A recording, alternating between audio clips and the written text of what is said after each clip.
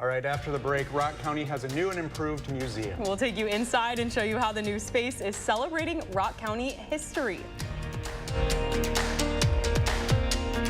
6:08, we're checking out the revamped Rock County Legacies Museum, now open to the public. Our Josh Sprider discovered more on the heartbeat of Janesville's GM. Sitting comfortable today in a 1967 Chevy Caprice on display now at the revamped Rock County Historical Museum here. We're talking about the heartbeat of GM. Dan Mesra is showing us a little bit of piece of history, and this car is obviously history in itself and really special for you guys. That's correct. This car came from the Sloan Museum from Flint, Michigan. We asked for the first exhibit if we could borrow this car. They were gracious enough to do that. And then we asked what it would take for it to stay in Janesville because it was built here, needs to stay here.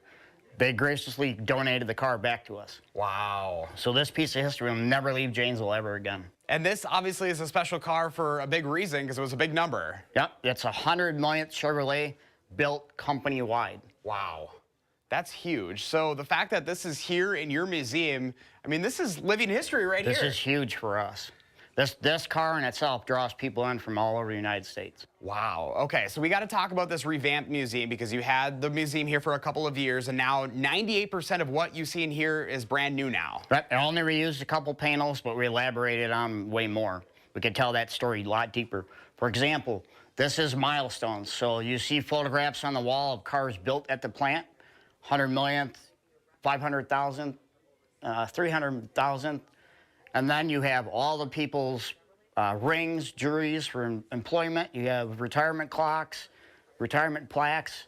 These are the milestones that make the history of our town. So you talk about the heartbeat of Janesville's GM. This is the people's story right here. This is correct. Without these donations, we wouldn't have a museum. They're very gracious. We want to tell their story.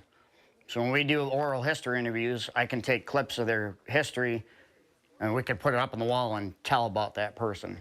Why is a museum like this so important for the Janesville community? Like I said before, without this history, the kids growing up now will never know about it, what grandfather did, what dad did. So if we don't show this, it'll be lost in time. And this was a family thing for a lot of folks. Yep, there's generations of families that work there. The Glass family, they worked there from 1923 all the way to the end. There's other families, too many to talk about, but their family history, if you knew somebody at the plant back in the day, you could get a job there. It was pretty easy. Towards the end, it wasn't, but that's why you have that legacy. So now this exhibit is on display now, so you can come check it out for yourself. Yep, it's open. You can make appointments.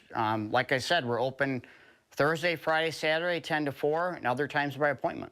And you probably can spend a lot of time in here and still learn new things.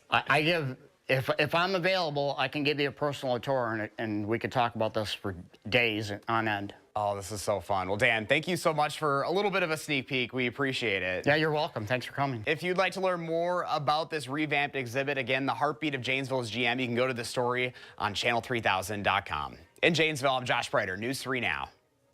The cars are cool, but I really like seeing all those pictures. Yes, I love the old pictures. It looks like fun, the slideshow, and maybe people can see if they recognize anyone. Yeah, and it is cool, like you said, to know like what your parents did, what your grandparents did. Yes, very much.